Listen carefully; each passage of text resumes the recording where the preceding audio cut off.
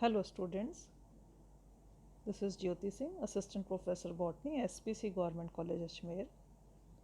BSc Part Second का paper first है diversity of seed plants. इसमें आपके 3 यूनिट्स आती हैं। सेकेंड यूनिट में आते हैं जिम्नोस्पर्म्स, और इन जिम्नोस्पर्म्स को स्टडी करने से पहले हम थोड़ा प्लांट किंगडम का डिवीज़न जो है वो देखते हैं कि इनको अलग अलग किस प्रकार से डिविजन्स में बांटा गया है और इनका आधार क्या है इस विभाजन का। इस स्लाइड में आप देख रहे हैं प्लांट किंगडम को 2 सब डिविजन्स में बांटा गया, cryptogams and phanerogams. Cryptogams are further sub divided into 3 sub divisions, thallophyta, bryophyta and pteridophyta. Phanerogams को स्पर्मेटोफाइटा भी कहते हैं और इनको 2 भागों में बांटा गया, जिम्नोस्पर्म्स एंड एंजियोस्पर्म्स। अब हम वापस आते हैं क्रिप्टोगैम्स पर। क्रिप्टोगैम्स ग्रीक भाषा के 2 शब्दों से मिलकर बना है, kryptos and gamos. Kryptos means hidden, gamos means wedded. इनके रिप्रोडक्टिव स्ट्रक्चर्स बहुत ही इनकॉन्स्पिकुअस होते हैं, हिडन होते हैं, और this cryptogams reproduce by means of spores. Seed नहीं पाया जाता, इसमें सीड नहीं बनता, इनको हम क्रिप्टोगैम्स कहते हैं। These are flowerless, seedless, simple plants. Cryptogams को 3 हिस्सों में बांटा है। पहला डिवीजन आ गया थैलोफाइटा। नाम से स्पष्ट है कि प्लांट बॉडी कैसी है, थैलॉइड है, that is not differentiated into true root, stem और लीव्स। और ये जो प्लांट्स हैं बहुत ही सिंपल हैं और मोस्ट प्रिमिटिव प्लांट्स हैं। इसके अंतर्गत आप फंजाई और एल्गे को स्टडी करते हैं। नेक्स्ट हायर ग्रुप आता है bryophyta. Bryon means moss, phyton means plant. Moss जैसे पादपों को ब्रायोफाइटा में रखा गया। ब्रायोफाइटा को हम फर्स्ट लैंड प्लांट्स, प्रथम स्थलीय पादप भी कहते हैं। जो थैलोफाइटा में आपने शैवाल पढ़े, एल्गी पढ़े, वो ज़्यादातर एक्वेटिक थे, जलीय थे, कुछ टेरेस्ट्रियल भी थे। पर ब्रायोफाइटा वो प्लांट्स हैं जिन्होंने जल से निकलकर भूमि पर अपना जीवन शुरू करा, और अधिकांशतः ये उन स्थानों पर पाए जाते हैं जहाँ पूरे वर्ष भर जल उपलब्ध रहे, जैसे नदी के किनारे, झरने या पर्वतीय स्थानों पर।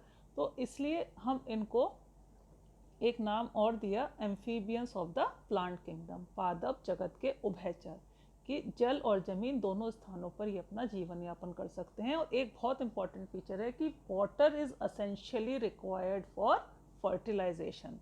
निषेचन के लिए जल की आवश्यकता होती है। फर्स्ट लैंड प्लांट्स हैं, प्रथम स्थलीय पादप हैं, इसीलिए सबसे सरल संरचना है और हम इनको बोलते हैं सिंपलेस्ट लैंड प्लांट्स, सरलतम स्थलीय पादप। फर्स्ट हैं, सरलतम हैं और मोस्ट प्रिमिटिव लैंड प्लांट्स हैं, आद्यतम स्थलीय पादप।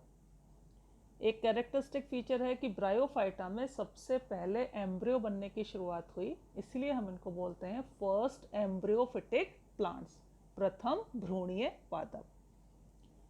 Bryophyta are also called as non vascular cryptogams. Non vascular means vascular tissues are absent, xylem phloem नहीं पाया जाता, नॉन वेस्कुलर है। संरचना बहुत ही सिंपल है। गैमिटोफिटिक प्लांट बॉडी है। मेन प्लांट बॉडी कैसी है, गैमिटोफिटिक है, मीन्स हैप्लॉइड है। और इस गैमिटोफिटिक प्लांट बॉडी पर पाए जाते हैं मेल फीमेल रिप्रोडक्टिव स्ट्रक्चर्स, जो कि हैं पुंधानी और स्त्रीधानी, एंथ्रीडिया एंड आर्चिगोनिया। इस एंथ्रीडिया और आर्चिगोनिया में बनते हैं मेल फीमेल गैमीट्स, और इनके फ्यूजन से जो फर्टिलाइजेशन प्रोसेस संपन्न होता है उसके बाद बनता है डिप्लॉयड जाइगोट, और जाइगोट बनने के साथ ही डिप्लॉयड अवस्था की शुरुआत होती है। जाइगोट से बनता है एम्ब्रियो, एम्ब्रियो में फर्दर वृद्धि होती है, ग्रोथ होती है, डिविजन्स होते हैं और बनता है स्पोरोफाइट। स्पोरोफाइट के अंदर पाए जाते हैं स्पोर मदर सेल्स, जिनमें मेयोसिस के पश्चात स्पोर्स बनते हैं, और ये स्पोर्स जर्मिनेट कर कर नया गैमिटोफाइट या नया थैलस या नया ब्रायोफाइट प्लांट बनाते हैं। तो इस प्रकार से इनका जीवन चक्र संपन्न होता है, लाइफ साइकिल पूरी होती है। पर ये जो स्पोरोफाइट है ये अपना इंडिपेंडेंट एग्जिस्टेंस नहीं रखता। ब्रायोफाइटा में this sporophyte is dependent on gametophyte for its nutrition and water absorption. बीजाणुद्भिद युग्मकोद्भिद पर आश्रित है अपने भोजन और जल के अवशोषण के लिए। ये ब्रायोफाइटा का कैरेक्टरिस्टिक फीचर है। नेक्स्ट जो एडवांस्ड इससे ग्रुप है, जो नेक्स्ट एडवांस डिवीजन है वो है टेरिडोफाइटा। टेरिडोफाइटा भी ग्रीक भाषा के दो शब्दों से मिलकर बना है, pteron and phyton. Pteron means feather, phyton means plant, feather like leaves होती हैं।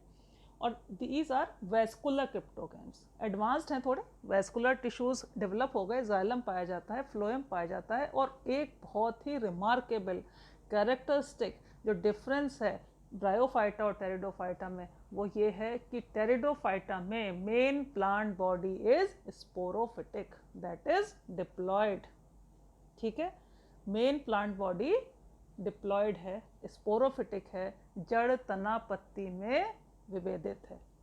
और इस स्पोरोफिटिक प्लांट बॉडी पर पाए जाते हैं स्पोर्स, इसमें बनते हैं स्पोर्स, जो कि इसमें प्लांट बॉडी में शंकु पाए जाते हैं, कोन्स पाए जाते हैं, उसमें बनते हैं स्पोर्स। या लीफ की सतह पर बीजाणुधानी पाई जाती है, उसमें पाए जाते हैं स्पोर्स।